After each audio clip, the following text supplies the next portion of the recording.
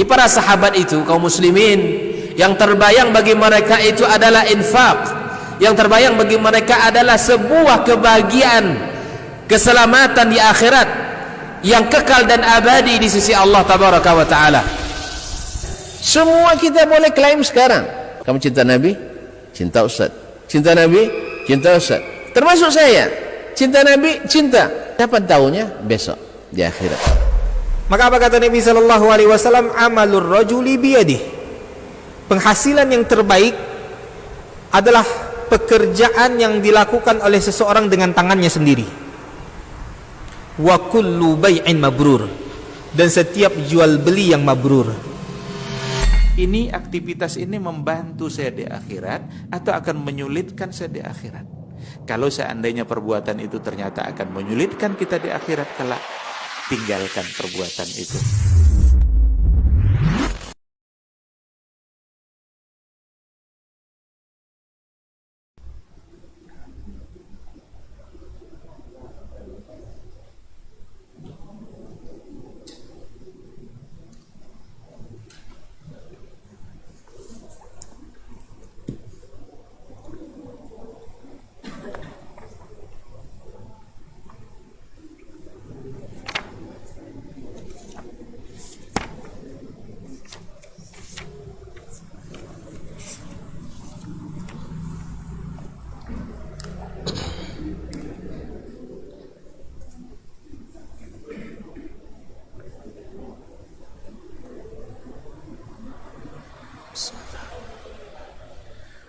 Bismillahirrahmanirrahim. Assalamualaikum warahmatullahi wabarakatuh.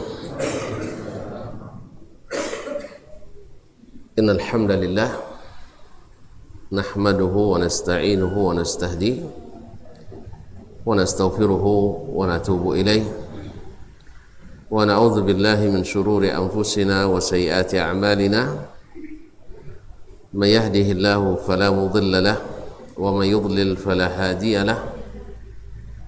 أشهد أن لا إله إلا الله وحده لا شريك له وأشهد أن محمدا عبده ورسوله لا نبي بعده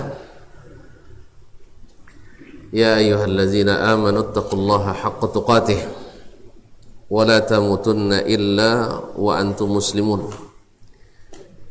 يا أيها الناس اتقوا ربكم الذي خلقكم من نفس واحدة وخلق منها زوجها وبث منهما رجالا كثيرا ونساء واتقوا الله الذي تساءلون به والأرحام إن الله كان عليكم رقيبا يا أيها الذين آمنوا اتقوا الله وقولوا قولا سديدا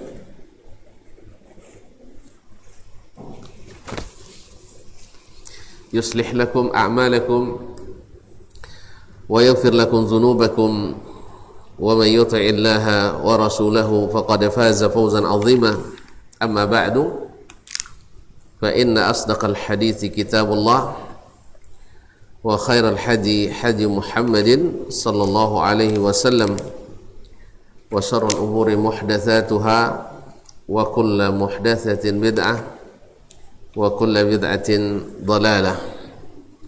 Kaum muslimin, kaum muslimat rahimanillah wa iyyakum. Alhamdulillah, kembali Allah mengizinkan kita menyambung pelajaran kita di salah satu rumahnya yang mulia ini, yaitu kitab At-Tauhid min Sahih al-Imam Al-Bukhari rahimahullahu ta'ala. Salawat dan salam kepada baginda Nabi alaihi salatu wassalam. Mudah-mudahan senantiasa kita ucapkan dan kita doakan dengan harapan nanti di akhirat kita diizinkan mendapatkan asy-syafa'at dari Nabi alaihi salatu wassalam. Kemudian kita tak lupa berdoa kepada Allah untuk orang-orang tua kita, ayah dan ibu kita, kerabat, sanak famili, para guru, para ustadz, Buya dan Umi yang telah mendidik kita, dan seluruh kaum muslimin dan muslimat. Semoga yang masih hidup Allah bimbing dengan hidayah dan taufik tetap di atas jalan kebenaran sampai husnul khatimah, dan semoga yang sudah mendahului Allah ampuni dosa-dosanya, Allah limpahkan rahmat kepadanya dan dilapangkan kuburannya, serta dimasukkan ke tempat yang terbaik di sisi Allah Subhanahu wa taala. Dan khususnya Imam Al-Bukhari rahimahullah yang telah mewariskan kitabnya ini kepada kita. Ma'asyiral muslimin, ma'asyiral muslimat dirahmati Allah. Kita sudah mempelajari hadis yang pertama dan kedua pada kesempatan yang lalu. Imam Al-Bukhari rahimahullah memulai kitabnya As-Sahih dengan Bad'il Wahyi, dengan awal mulanya turun wahyu. Kemudian setelahnya beliau ikuti dengan Kitabul Iman, Kitabul Al-Iman. Kemudian setelah itu baru Kitabul Ilmi, kitab tentang menuntut ilmu, kitab tentang ilmu. Ini isyarat dari Imam Al-Bukhari menyusun bab ini bahwa iman itu tak akan terjadi kecuali dengan datangnya wahyu. Iman tak akan ada kecuali dengan datangnya wahyu. Oleh itu Allah sebutkan kepada Nabi-Nya alaihi salatu wassalam ketika diturunkan kepadanya Alkitab, Al-Quran, Allah katakan ma kunta tadri mal kitabu walal iman walakin ja'alnahu nuran nahdi bihi man nasha min ibadina wa innaka la tahdi ila siratin mustaqim. Sebelum turun Al-Quran kepada Nabi, sebelum turun wahyu kepada Nabi, Nabi tak tahu apa itu Alkitab dan apa itu iman. Apa itu Alkitab dan apa itu iman. Oleh itu kaum muslimin dan muslimat dirahmati Allah, maka iman itu mesti diambil dari Al-Quran dan Sunnah. Semakin jauh kita mempelajari iman dari Al-Quran dan Sunnah, semakin jauh iman itu. Jelas? Nah, jadi setelah turun wahyu maka diimani walaupun belum menuntut ilmu, belum berilmu. Makanya Ahlus Sunnah wal Jamaah seperti hadis yang kedua kemarin, hadis Muaz ibn Jabal, kalau tuan-tuan masih tidak lupa atau masih lupa, yang pertama engkau dakwahkan adalah bertauhid, itu asyhadatain, ya kan? Tidak ada dakwahnya suruh mereka meneliti dulu, memikirkan, mengamati, setelah itu dah yakin baru masuk Islam. Tidak. Pokoknya ajak mereka masuk Islam dan beriman kepada Allah dan Rasulnya sallallahu alaihi wasallam. Setelah mereka beriman, lalu diberikan ilmu, kemudian secara berangsur diberitahukan kepadanya syariat Islam.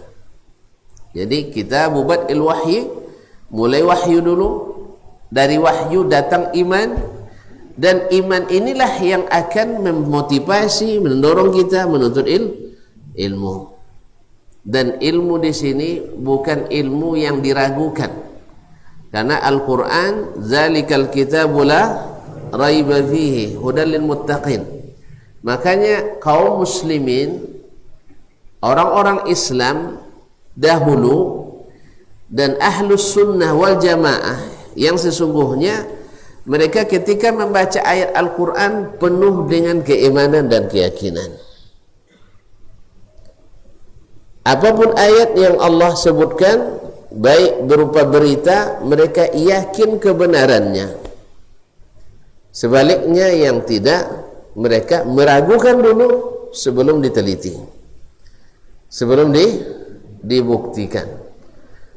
Makanya orang-orang ahlus sunnah itu lebih cepat yakinnya, sehingga lebih cepat beramalnya, dan lebih kokoh dan istiqamah daripada selain mereka. Selain mereka tidak mikir-mikir dulu, kadang-kadang salah fikir pula, salafi. Kadang-kadang salah pikir pula karena tidak yakin, karena segala informasi dikeragui. Alasannya apa? Harus ditimbang dengan akal dulu, harus ditimbang dengan akal, diterima akal masuk, kalau tak ditolak.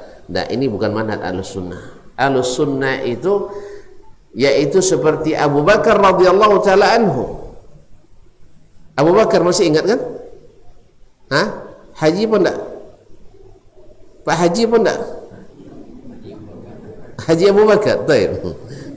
Tapi tidak ada gelarnya Abu Bakar, gelarnya As-Siddiq. Haji Abu Bakar Siddiq radhiyallahu taala anhu, Sayyiduna Abu Bakar Siddiq radhiyallahu taala anhu, ketika Nabi pulang dari Isra dan Mi'raj. Isra dari Masjidil Haram ke Masjidil Aqsa di malam hari. Isra itu perjalanan malam hari. Masya Allah, jazakallah khairan. Nah, kemudian Mi'raj dari Baitul Maqdis ke langit pertama, kedua, ketiga, keempat, kelima, keenam, ketujuh, dan semuanya diproses. Kan ada pemeriksaan kan? Ada pos-pos checkpointnya ada. Ya, pintu-pintu langit belum dibukakan sebelum diperlihatkan kartu identitas. Nah, kartu identitas siapa? Jibril. Siapa bersamamu? Muhammad sallallahu alaihi wasallam. Sudah diperintahkan datang? Sudah. Jelas? Dan memang tidak serumit sekarang pemeriksaannya, karena yang datang Al-Amin, orang yang teruji jujurnya. Kalau kita teruji tidak jujurnya, makanya pemeriksaan kita lama gitu. Kalau tuan-tuan pergi ke ini urusan di kantor, kalau sudah dikenal dan jujur, biasanya tidak minta KTP dia kan. Cuma dia bilang siapa nama Pak, nomor tanggal lahir, nomor KTP berapa. Tapi kalau tidak dikenal atau dikenal tidak jujur, pasti diminta KTP-nya, minta lagi NPWP-nya, minta dan seterusnya. Kadang tanya lo nama mak deh, cuma lo lupa nama mak gitu. Kaum muslimin dan muslimat dirahmati Allah Subhanahu wa taala.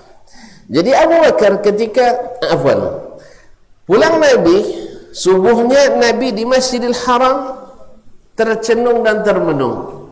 Bagaimana caranya orang-orang ini, kan setelah wafatnya Khadijah, setelah wafatnya Abu Talib, bukan Abu Jahal. Abu Talib ini masih di Mekah nih, Abu Jahal belum. Wafatnya nanti di Badar kan. Nah, jadi kaum muslimin dan muslimat dirahmati Allah SWT, Abu Talib. Nah, jadi wafatnya Abu Talib dan wafatnya ibunda kita Khadijah radhiyallahu taala anha, orang kafir Quraisy semakin menjadi-jadi.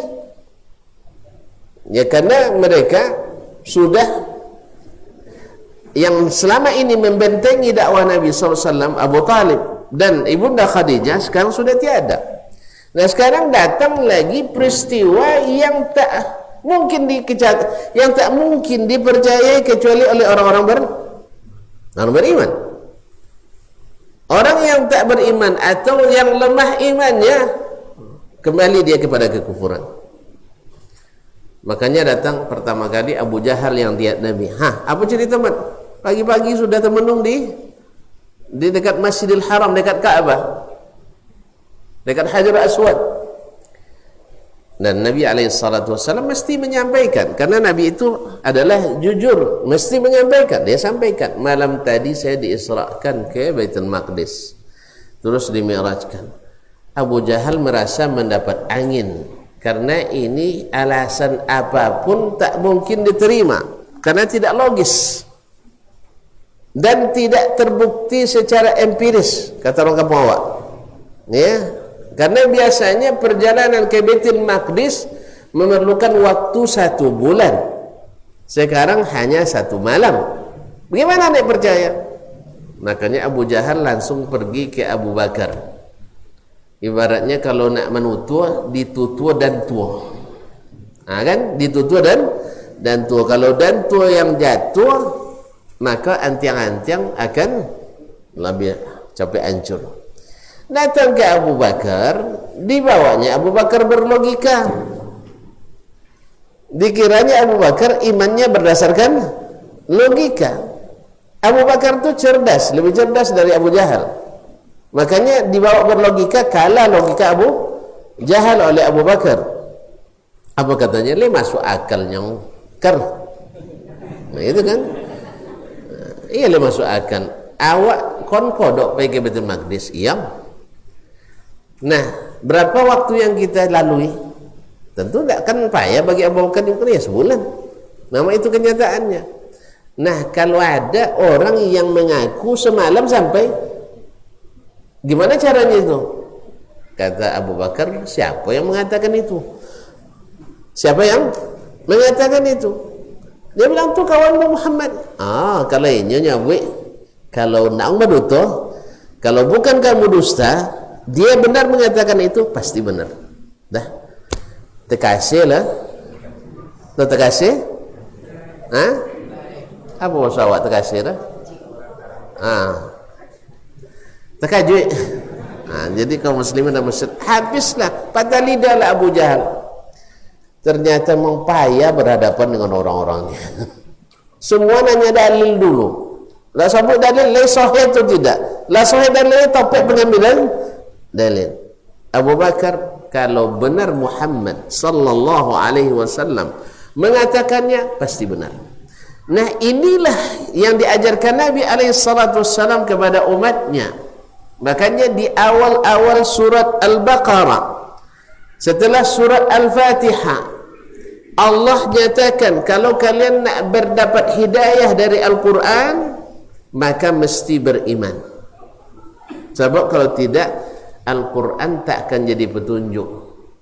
Allah katakan, "Dzalikal kitabu la raiba fihi hudan lil muttaqin." Al-Quran ini tidak ada keraguan padanya. Oleh itu, tinggal kalian baca dan imani. Tidak perlu kalian meneliti, tidak perlu kalian membahas terlalu dalam. Kenapa? Yang dibutuhkan dari kalian bukan membahas, tapi beriman, supaya dapat hidayah. Tapi kalau tuan-tuan dan puan tidak beriman membacanya, Al-Quran hanya sekedar huruf, hanya sekedar huruf yang diulang-ulang. Kalau tidak diimani, makanya orang-orang Khawarij, salah satu sifatnya adalah baca Qurannya kita kalah, salat sunatnya kita kalah. Cuman tadi tidak lewat dari kekerongkongannya. Apa sebab? Mereka tidak mengimaninya secara benar seperti yang dirasakan Nabi alaihi salatu wassalam. Oleh itu kaum muslimin dan muslimat dirahmati Allah, jadi kesimpulannya, ahlus sunnah wal jamaah beriman dulu kepada Allah dan Rasul. Ini kewajiban pertama kita, beriman pada Allah, beriman pada Rasul, yang diikrarkan dengan asyhadu alla ilaha illallah wa anna muhammadar rasulullah. Makanya Imam Al-Bukhari memulai dengan bad'ul wahyi. Setelah itu diikutkan dengan kitabul iman. Wahyu mesti diimani. Nah, setelah antum beriman nanti dapat al-ilmu. Ilmu itu hasilnya apa? Melahirkan kitabut tauhid. Makanya diawali dengan iman, yaitu wahyu, kemudian diakhiri dengan tauhid. Jadi belajar agama ini, seolah-olah Imam Al-Bukhari bukan seolah, seperti iya betul. Imam Al-Bukhari mengatakan, kalau kalian pelajari kitabku ini dengan benar seperti yang aku inginkan, aku mulai dengan bad'ul wahyu, permulaan wahyu, kemudian wahyu ini diikuti dengan iman, kemudian iman ini melahirkan ilmu, akhirnya kalian nanti akan bertauhid. Sehingga mempelajari kitab Sahih Bukhari menghasilkan orang-orang yang bertauhid berdasarkan wahyu. Jelas? Jelas tak? Dan ini sejalan dengan apa yang dikatakan Nabi, pesannya kepada Muaz ketika diutus ke lupa lagi ke Yaman. Nabi mengutus Muaz di akhir-akhir masa hidup beliau. Di akhir masa hidup beliau mengutus Muaz ke Yaman. Wahai Muaz, kamu akan mendatangi kaum ahlil kitab Yahudi, maka dakwahkanlah kepada mereka untuk bersyahadat, beriman. Ya, beriman. Nanti setelah itu baru diberikan ilmu. Bukan belajar dulu, teliti dulu baru beriman. Nanti tuan-tuan belum sempat belajar, belum sempat yakin sudah mati. Ya. Ya, makanya kalau ada orang nak masuk Islam nanti, tinggal tanya. Jangan tanya kamu sudah teliti tak berapa lapis langit yang membuktikan keberadaan Allah, berapa lapis bumi untuk membuktikan keberadaan Allah, bahwa terbit matahari. Itu tak perlu. Secara fitrah orang sudah paham segala yang ada mesti ada yang mengadakan. Segala yang ada pasti ada yang mengadakan. Itu sudah paham orang. Perlu penelitian panjang nih? Enggak. Cuman yang sekarang diperlukan, mau tidak beriman kepada Allah dan Rasulnya sallallahu alaihi wasallam. Sebab kalau sudah beriman dan yakin kepadanya, maka akan lahirlah ilmu-ilmu yang semakin mengokohkan kita. Akhirnya visi dan misi kehidupan itu terlaksana dengan baik dan benar. Ma'asyiral kiram dirahmati Allah, ini perlu ditekankan karena tidak sedikit, karena kitab Tauhid yang ditulis oleh Imam Al-Bukhari ini banyak di antara pensyarahnya tidak mengikuti apa yang diinginkan oleh Imam Al-Bukhari rahimahullah ta'ala. Imam Al-Bukhari isyaratnya jelas, dimulai dengan wahyu, kemudian ikutkan dengan iman, di situ lalu berilmu. Tetapi tidak sedikit yang melewati wahyu dengan cara mentakwilkan Al-Quran atau hadis-hadis Nabi alaihi salatu wassalam. Maka di sininya penting kembali mensyarah kitab Tauhid Imam Al-Bukhari ini seperti yang diinginkan oleh beliau sendiri, baik dalam kitabnya Al-Jami'us Sahih ini ataupun dalam kitabnya yang lain seperti kitab Khalqi Af'alil Ibad. Ma'asyiral kiram dirahmati Allah SWT, semoga Allah memudahkan bagi kita hal tersebut. Sekarang masuk hadis yang ketiga dari kitab At-Tauhid dalam Sahih Al-Bukhari rahimahullahu ta'ala. Qala haddathana Muhammad bin Bashar, telah menyampaikan hadis ini kepada kita kami Muhammad ibn Bashar Al-Basri Al-Mulaqab bil Bundar. Qala haddathana Gundar, telah menyampaikan hadis ini kepada kami Gundar, yaitu Muhammad ibn Ja'far Al-Basri. Gundar athbatu man rawa an Syu'bah, yang paling sahih riwayatnya dari Syu'bah ibn al-Hajjaj. Qala haddathana Syu'bah, yani Syu'bah ibn al-Hajjaj Al-Ataki Abu Bistam Al-Basri Amirul Mu'minin Rabbul Hadis, an Abi Hasin, dari Abu Hasin Al-Basri, wal Ash'ath ibn Sulaim. Al-Ash'ath ibn Sulaim yang dikenal dengan Abu Sya'tha Al-Basri, sami'a, keduanya mendengar Al-Aswad ibn Hilal, Al-Aswad ibn Hilal, an Mu'adz ibn Jabal, dari Mu'adz ibn Jabal yang tadi diutus Nabi sallallahu alaihi wasallam ke Yaman. Kalau Muaz bin Jabal dikenal dengan ahli fikihnya sahabat.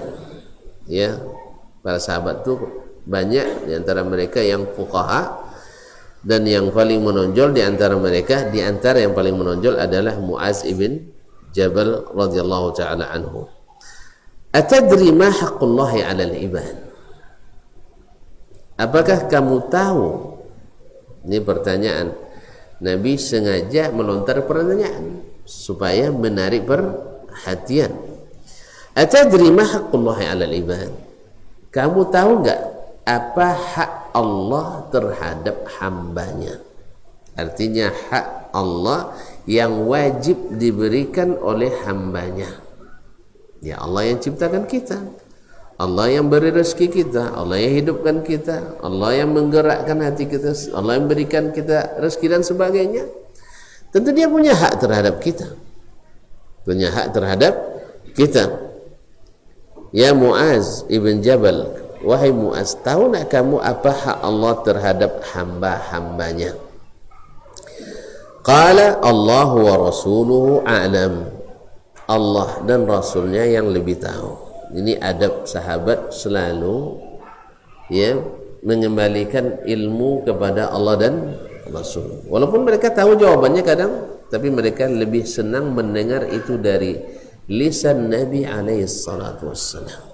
Mereka lebih senang mendengarnya langsung dari Nabi alaihi salatu wassalam. Ini adab mereka. Ya, guru ada, tunjukkan aja lah, tunjukkan. Nah, qala ayya'buduhu, yaitu hak Allah terhadap hamba-hambanya, mereka mesti beribadah kepadanya. Wala yusyriku bihi syai'a, dan tidak menyekutukannya dengan sesuatu. Subhanallah. Atadri ma haqquhum alaihi? Sekarang pertanyaan, kamu tahu enggak apa pula hak mereka terhadap Allah? Kalau hak pertama hak wajib, hak yang kedua ini hak kemudahan dan kemuliaan yang Allah berikan.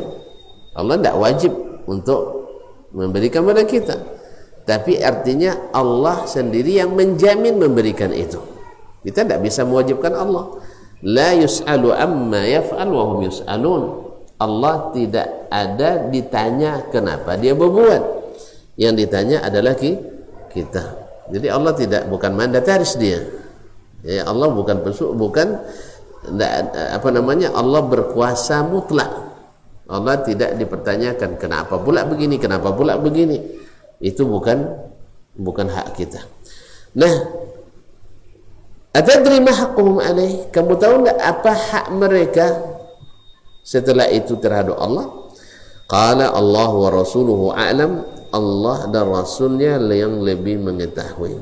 Qala alla yu'adzibahum, yaitu mereka berhak untuk tidak diazab Allah subhanahu wa ta'ala.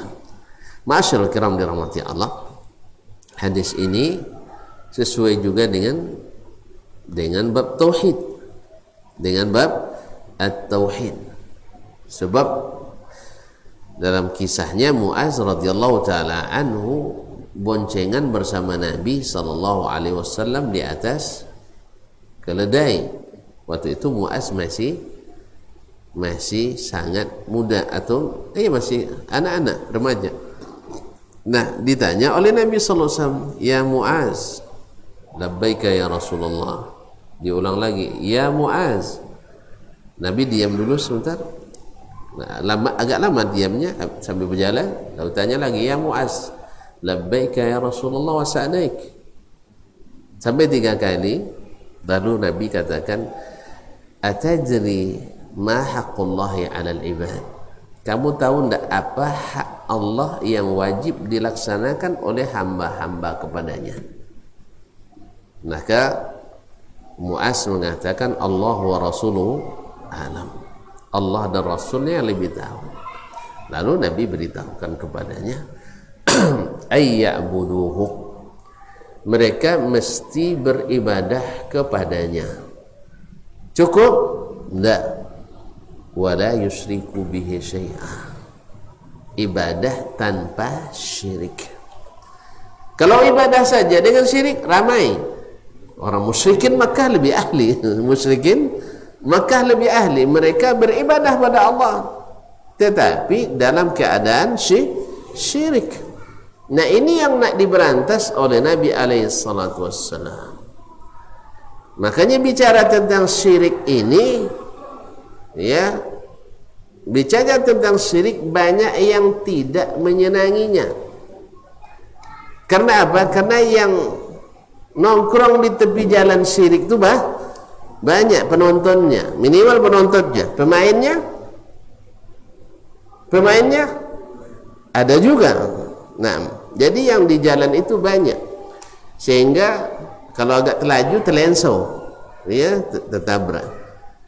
Makanya kaum muslimin dan muslimat, inilah yang terberat dakwanya para nabi dan rasul itu.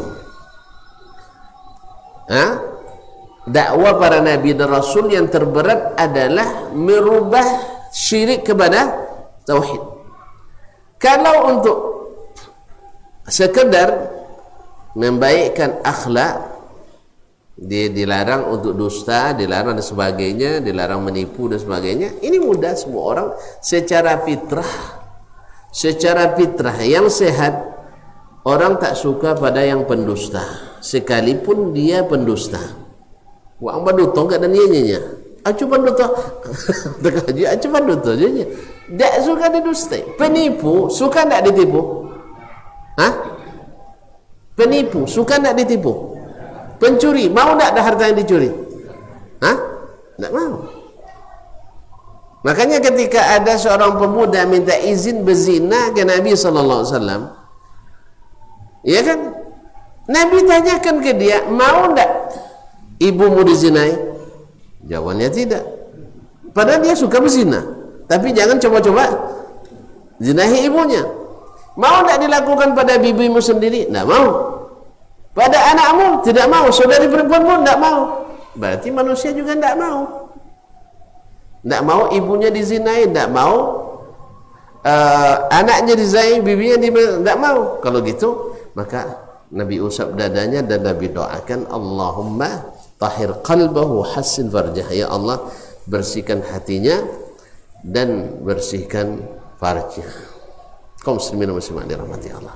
Jadi kalau itu kan tidak terlalu sulit. Tapi yang sulit ini masalah akidah. Memang tak cukup ponjik dah, harus kapak ke. Ya, kan harus digunting dulu baru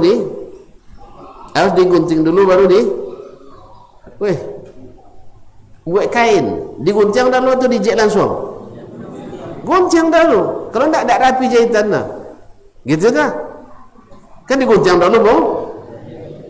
Ya, kadang tuan-tuan sabuk ini gunting buat tak panjang nanya. Memang kalau masalah syirik tauhid memang harus digunting dulu, kalau tak ada rapi jahitannya. Kita tengoklah jahitan lausak ujungnya tu jahit jual di pasal jahit lama tahan? Tak.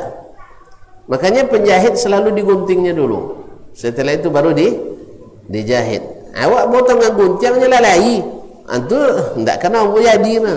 Potong dengan gunting tiba-tiba hilang. Harusnya sedang gunting sahan dulu. Tuan-tuan kalau sakit kan dibedah tuh, kan digunting wadaro, sudah itu bu jadi apa dia digunting? Kenapa digunting? Karena sakit. Tidak ada jalan kecuali dengan menggunting. Tuan-tuan nak nanam sawit, dia punya sawit tak? Nak nanam sawit, diimbo, dirimbat, apa yang dilakukan dulu?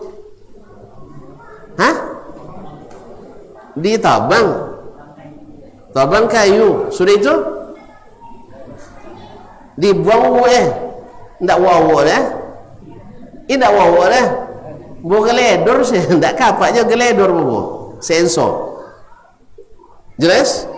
Sebab kalau ditanam sawitnya dalam kondisi semak-semak seperti itu, lihat apa tumbuh? Tak. Jadi memang kalau semaknya banyak, makanya Nabi SAW wa'arid anil musyrikin, berpaling dari orang-orang yang berbuat syirik. Wallahu musta'an. Dan Pertanyaan terakhir sebelum azan ya, setelah azan ada lagi nah. Ya sebelum azan ini. Pertanyaan terakhir, apakah orang-orang musyrikin Makkah waktu itu menyadari mereka keliru atau tidak? Saya ulang lagi. Orang-orang musyrikin yang tak mau ikut Nabi waktu itu, sadar tak mereka salah? Sadar? Sadar? Saya ulang lagi. Tahu tak mereka sesat? Tahu?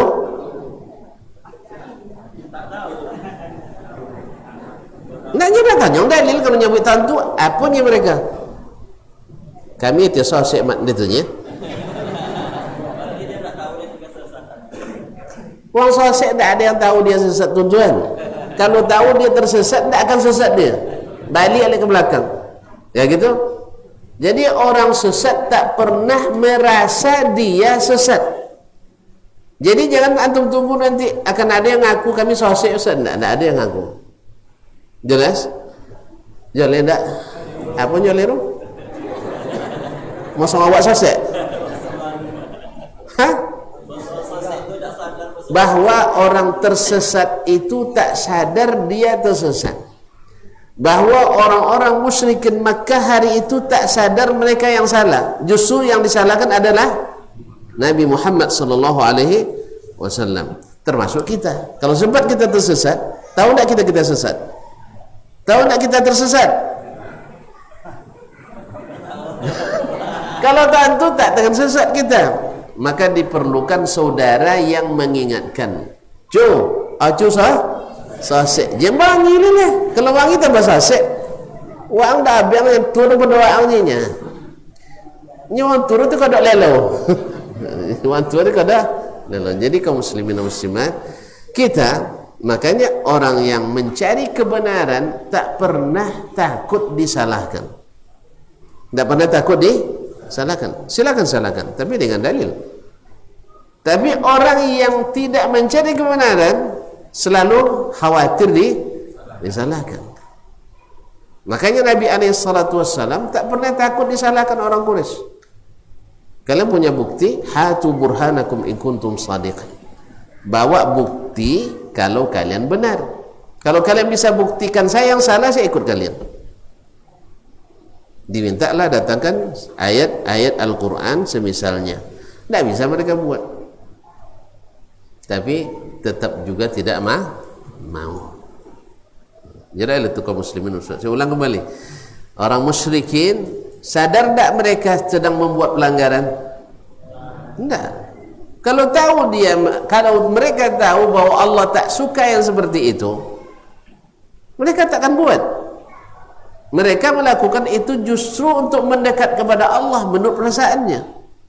Kenapa mereka tidak tahu? Karena tidak ada yang memberi tahu. Tiba-tiba datang Nabi Muhammad sallallahu alaihi wasallam la para soki la imbogano soma. Itu tidak bisa dipakai ponjek itu lah.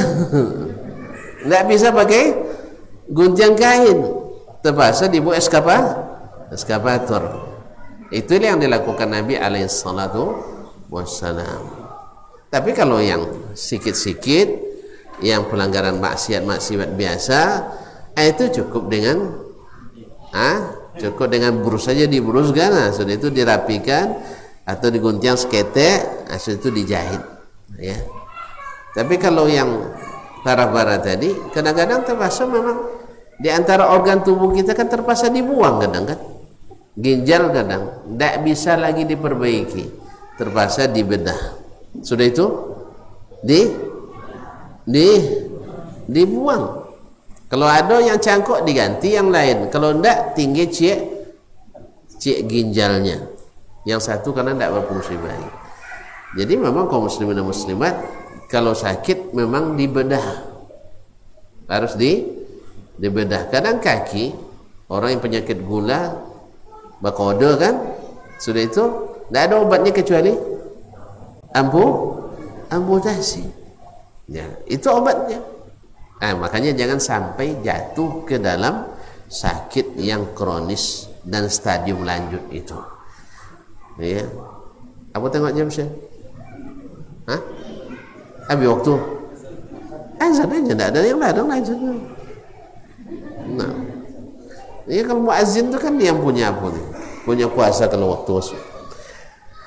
Kalau la azan pasti saya diam. Hah?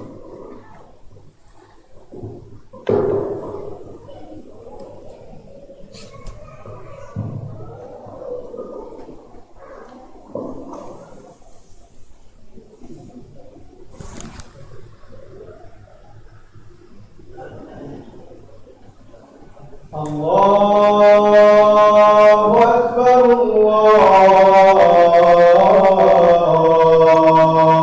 Akbar. Allahu Akbar,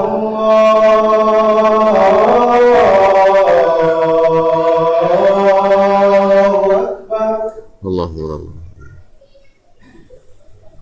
Asyhadu an la ilaha illallah.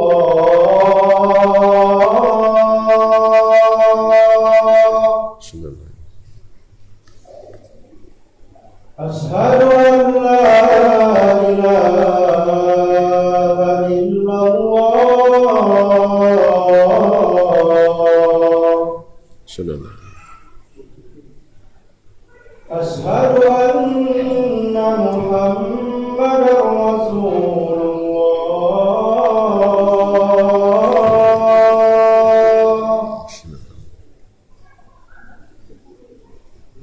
Asyhadu anna Muhammadar Rasulullah.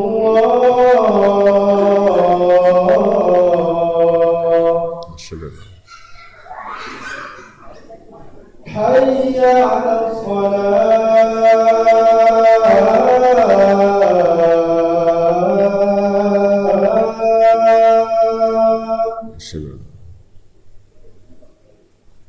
Hayya 'alas salat.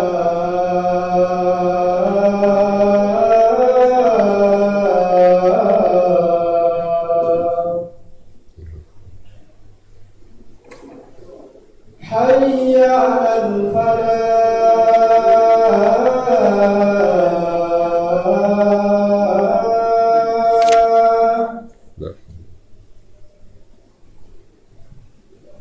Hayya 'alal falah.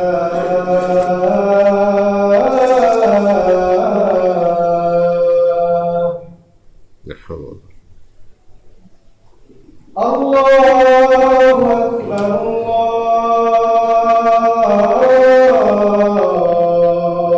Allahu Akbar. Allah. La ilaha illallah.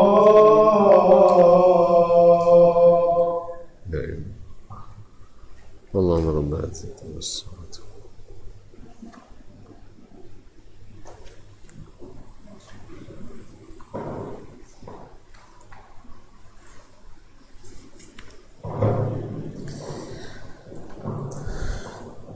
Kaum muslimin dan muslimat dirahmati Allah. Jadi Nabi alaihissalatu wassalam mengatakan ke Muaz, kewajiban atau hak Allah terhadap makhluk yang wajib mereka dirikan yaitu beribadah kepadanya tanpa syirik. Disyaratkannya tanpa syirik. Berarti kalau disyaratkan tanpa syirik mesti bertauhid. Mesti bertauhid. Inilah munasabah hadis ini masuk dalam bab atau kitabu at-tauhid. Jelas? Karena lawan syirik adalah tauhid. Maka berkata Imam Ibnu Hajar rahimahullah, iqtasara ala zikri atau ala nabi syirk wa dzalika yaqtadi at-tauhid bil luzum. Dia cukup mensyaratkan tidak syirik karena lazimnya tidak syirik mesti bertauhid.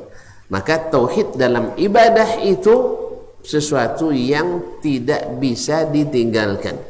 Maka Imam Ibnu Abbas radhiyallahu taala anhuma, terjemahan Al-Quran wa habrul ummah, menafsirkan perkataan Allah Subhanahu wa taala, "Wa ma khalaqatul jinna wal insa illa liya'budun." Aku tidak ciptakan jin dan manusia kecuali hanya untuk beribadah kepadaku. Beliau menafsirkan liya'budun dengan liyuwahhidun, ya, supaya mereka mentauhidkanku dalam beribadah. Karena apa kaum muslimin dan muslimat dirahmati Allah? Karena ibadah tanpa tauhid tak berguna. Banyak berdasarkan dalil-dalil syar'i, di antaranya perkataan Nabi perkataan Allah Subhanahu wa taala dalam hadis qudsi, "Ana aghna syuraka 'anil syirk. Man 'amila 'amalan asyraka fihi ma'i ghairi taraktu wa syirkah." Saya paling tidak butuh sekutu. Siapa yang beramal kepadaku dengan sekutukan aku dengan yang lain, aku tinggalkan dia dan sekutunya. Aku tak butuh. Oleh itu kaum muslimin dan muslimat dirahmati Allah, Allah tak butuh perantara. Allah tidak butuh sekutu. Oleh itu kaum muslimin, syirik adalah pembatal utama dan pertama amal kita. Allah berfirman, "Wa may yusyrik billahi faqad wa laqad uhiya ilaika wa ila alladhina min qablika la in asyrakta la yahbatanna 'amaluk." Sesungguhnya telah diwahyukan kepadamu dan kepada orang-orang sebelummu, hai Muhammad, kalau kamu berbuat syirik batal amalmu. Coba lihat, Nabi kan tak mungkin bikin syirik kan? Nabi mungkin dia berbuat syirik? Nah, ya ini i'tiqad kita. Kita berkeyakinan, wajib berkeyakinan. Siapa yang tidak seperti ini tidak beriman. Bahwa kita wajib berkeyakinan Nabi Muhammad sallallahu alaihi wasallam tidak mungkin berbuat syirik. Dari mana dalilnya? Allah yang maksumkan dia. Maksumkan dia dari dosa. Dan dosa terbesar apa? Syirik. Yang kecil aja dimaksumkan, apalagi yang besar. Maka wajib berkeyakinan Nabi tidak pernah dan tidak mungkin berbuat syirik. Walau demikian Allah ingatkan dia. Allah ingatkan dia. Yang kita yang potensi syiriknya sangat banyak. Sangat banyak. Makanya kaum muslimin di sini Nabi SAW syaratkan, yaitu beribadah kepada Allah tanpa syirik. Dan mesti bertauhid. Nah, apa itu ibadah? Ibadah hukum asalnya adalah al-khudu' wadzil, yaitu tunduk dan menghinakan diri, tunduk dan hina. Jadi asalnya tunduk dan hina. Makanya jalan yang sudah biasa dilalui karena sudah dipijak-pijak disebut dengan tariqun mu'abbad. Jalan yang sudah dijadikan seperti hamba, dipijak-pijak dia. Nah, ya, yang sudah yang dihinakan. Kan dipijak kan dihina kan? Di jalan itu menjadi yang sudah diinjak-injak. Jadi al-ibadatu al-ubudiyah, seperti kata Imam Al-Jawh Al-Azhari, dia katakan maknanya az-zillu wal khudu'. Az-zillu wal khudu'. Sedangkan ini menurut bahasa.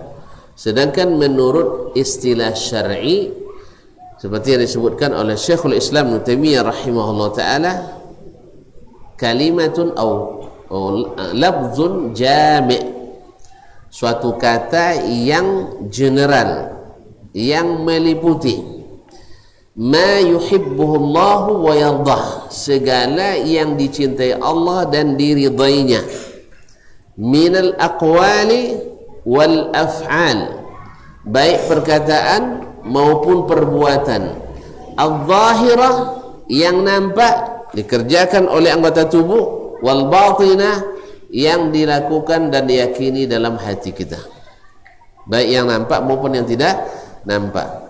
Dan ibadah yang nampak, yang tidak nampak itu sangat menentukan, karena syirik itu kan bersarangnya di sini, sebagaimana tauhid itu bersarangnya di sini, dari keyakinan. Orang melakukan syirik karena meyakini sini bahwa selain Allah ini berpengaruh kepada pada alam ini, bahwa doanya dikabulkan karena orang ini, atau orang ini sanggup mengabulkan doanya, sanggup melindunginya selain Allah Subhanahu wa taala.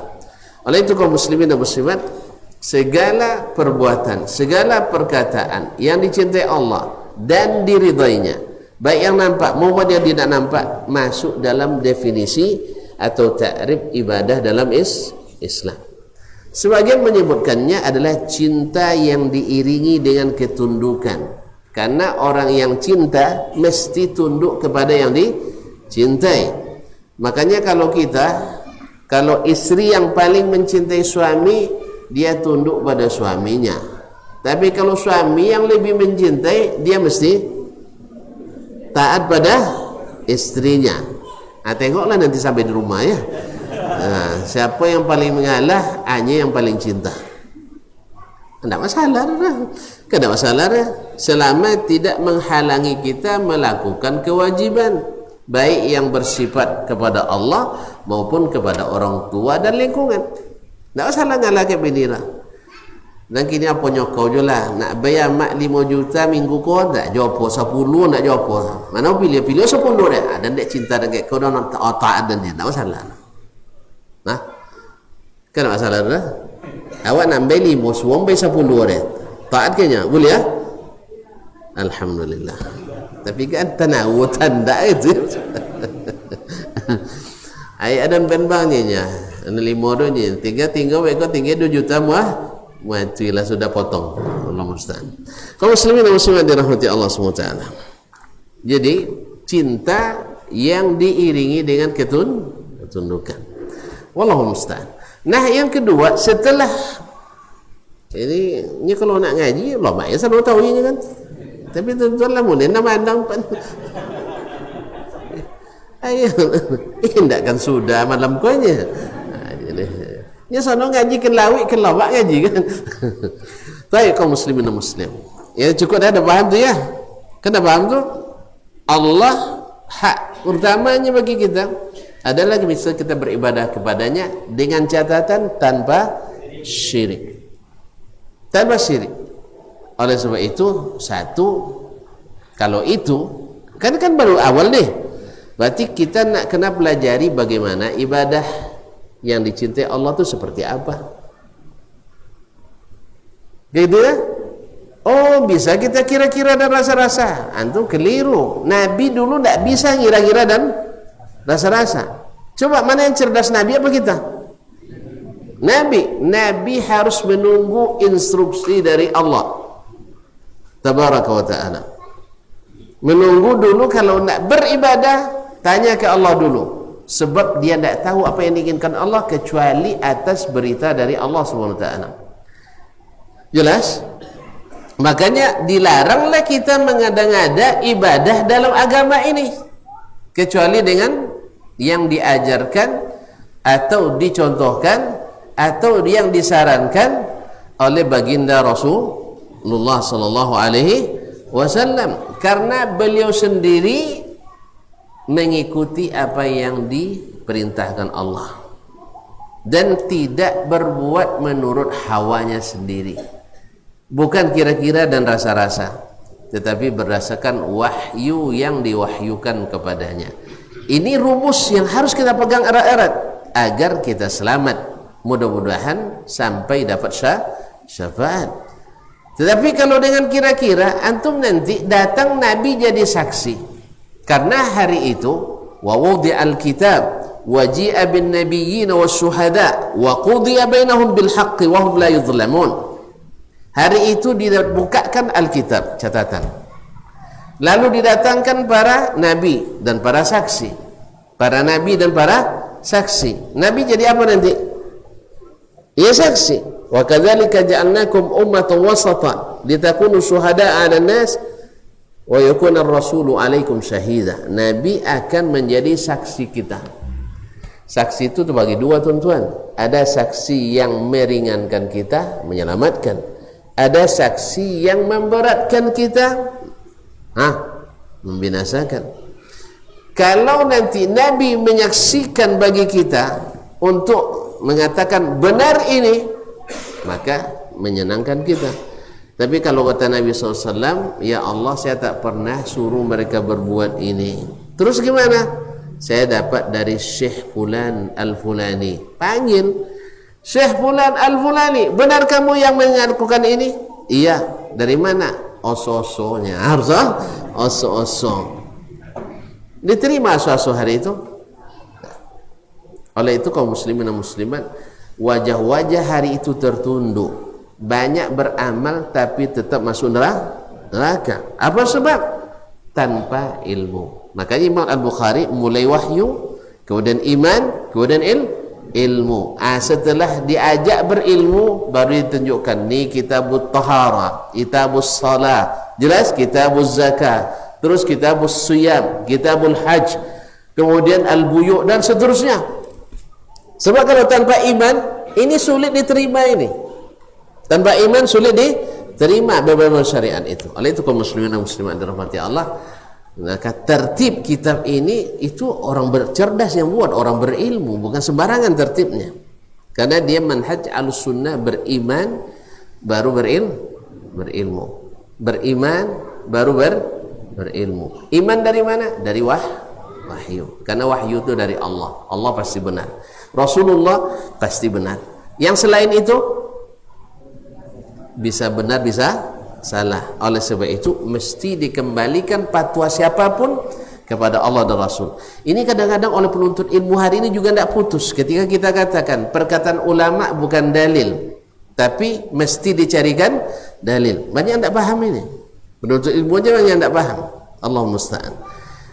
Kan maksudnya adalah perkataan ulama tidak boleh ditaati secara mutlak karena dia bukan dalil. Bukan dalil. Kita mengikut perkataan ulama, kenapa? Karena berdasarkan dalil. Dan ini pesannya para imam itu. Ya kalau saya jabarkan panjang-panjang nanti tidak selesai nanti. Tonton dah boleh nengok-nengok. Ya, nengok-nengok. Baik, kaum muslimin dan muslimat dirahmati Allah. Nah, setelah kita melaksanakan itu, wa haqquhum alaihi idza fa'alu zalik. Riwayat lain menyebutkan idza fa'alu zalik, bukan qalu zalik. Bukan berkata, tapi mengamalkan. Karena amal itu ada amal lisan, ada amal hati, ada amal anggota tubuh. Apabila mereka kerjakan tauhid itu, maka mereka berhak tidak diazab Allah Subhanahu wa taala. Nah, sekira jelas ya. Maka kita berkepentingan satu, mempelajari tauhid. Dua, bagaimana kita mengamalkan tauhid, apa yang dicintai Allah dan diridainya. Jalannya adalah ilmu yang diturunkan Allah kepada Rasulullah sallallahu alaihi wasallam. Yang ketiga, mesti mengenali lawan-lawan tauhid tadi. Karena sedikit aja syirik masuk, tauhid langsung hilang. Sedikit aja masuk, dia langsung hilang. Oleh sebab itu jangan sampai kita kehilangan tauhid gara-gara tidak mengenal syirik. Maka mesti dipelajari syirik itu seperti apa. Tapi tentu saja kita mesti bertauhid dulu. Sebab kalau tidak salah-salah kakok begitu. Awak belum bertauhid tiba-tiba lah belajar syirik. Salah ojol lo kan. Sama dengan kawan nya agama tak tentu seditulah perbandingan agama di Bu Ere. Ya, ini agama Islam alur paham. Sudah itu masuk jurusan perbandingan agama. Akhirnya sama budanya ya Hindunya. Ya sama aja agama yang diturunkan Allah dengan agama bikin mana manusia. Sama-sama nyuruh kasih sayangnya, sama nyuruh saling menolong, saling membantu dan sebagainya, bagi senyum, bagi kedamaian dan sebagainya. Akhi, kalau ini tidak perlu rasul dah. Ya kalau untuk damai-damai semua kita ingin damai semuanya. Ya kan? Cuman kalau tidak diiringi dengan iman yang diajarkan oleh Allah melalui para rasulnya, susah memang memelihara itu. Makanya Allah utus para nabi dan rasul, dibuat hukum-hukum oleh Allah supaya kita tidak berseteru di dunia ini. Tapi inti pada ajaran itu bukan pada damainya, bukan pada ini, tapi siapa yang beriman tanpa syirik mesti damai. Mesti damai dan menyebar kedamaian di dunia ini. Tapi orang yang tidak bertauhid, Walaupun bicara damai, justru dia yang bikin tidak damai. Makanya lihat genosida, pembunuhan massal, alhamdulillah ahlu tauhid tak melakukannya. Ahlu tauhid tidak melakukannya. Kalau ada yang mengatakan itu banyak tukang fitnah hari ini, orang Islam juga banyak tukang fitnah, melahirkan ya macam-macam lah tuduhannya, bersekte, bermandi darah. Buktikan di mana mandi darahnya? Ini kodok kokin tapi tak pernah. Kadang sempat lu belasan tahun belajar di situ. Di mana berdarahnya? Pernah dia berdarah? Justru kalau berdarah tubuhnya tumbuh, kadang diubah oleh gratis itu. Tapi tiba-tiba memfitnah dengan tanpa data. Kalau orang terbunuh dalam perang itu biasa sih. Itu bukan karena haus darah. Berarti Nabi nanti akan turun teroris juga nanti gara-gara itu. Karena tidak sedikit orang yang mati di zaman Nabi karena memerangi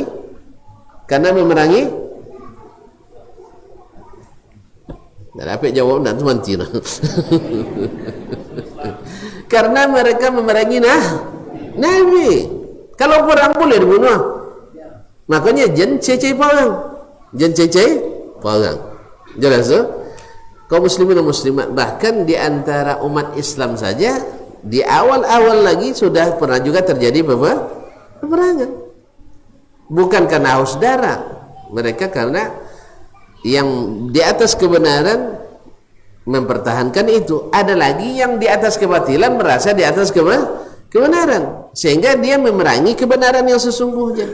Akhirnya terjadi bentrokan, pasti ada yang gugur.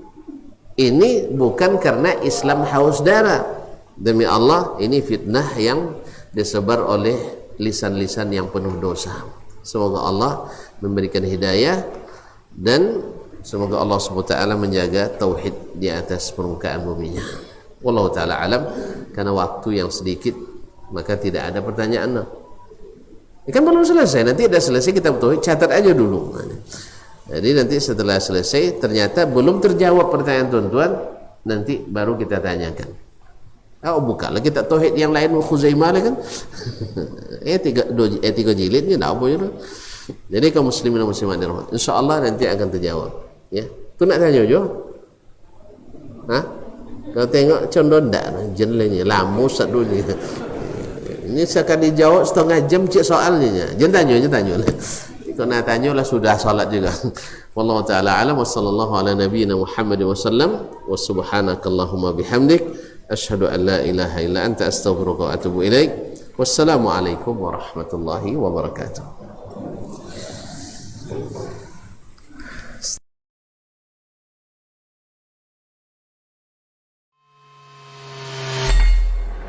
Di para sahabat itu, kaum muslimin, yang terbayang bagi mereka itu adalah infak. Yang terbayang bagi mereka adalah sebuah kebahagiaan, keselamatan di akhirat yang kekal dan abadi di sisi Allah tabaraka wa taala. Semua kita boleh klaim sekarang. Kamu cinta Nabi? Cinta Ustaz. Cinta Nabi? Cinta Ustaz. Termasuk saya. Cinta Nabi? Cinta. Kapan tahunya? Besok di akhirat. Maka apa kata Nabi sallallahu alaihi wasallam? Amalur rajuli biyadih. Penghasilan yang terbaik adalah pekerjaan yang dilakukan oleh seseorang dengan tangannya sendiri. Wa kullu bai'in mabrur. Dan setiap jual beli yang mabrur. Ini aktivitas ini membantu saya di akhirat atau akan menyulitkan saya di akhirat. Kalau seandainya perbuatan itu ternyata akan menyulitkan kita di akhirat kelak, tinggalkan perbuatan itu.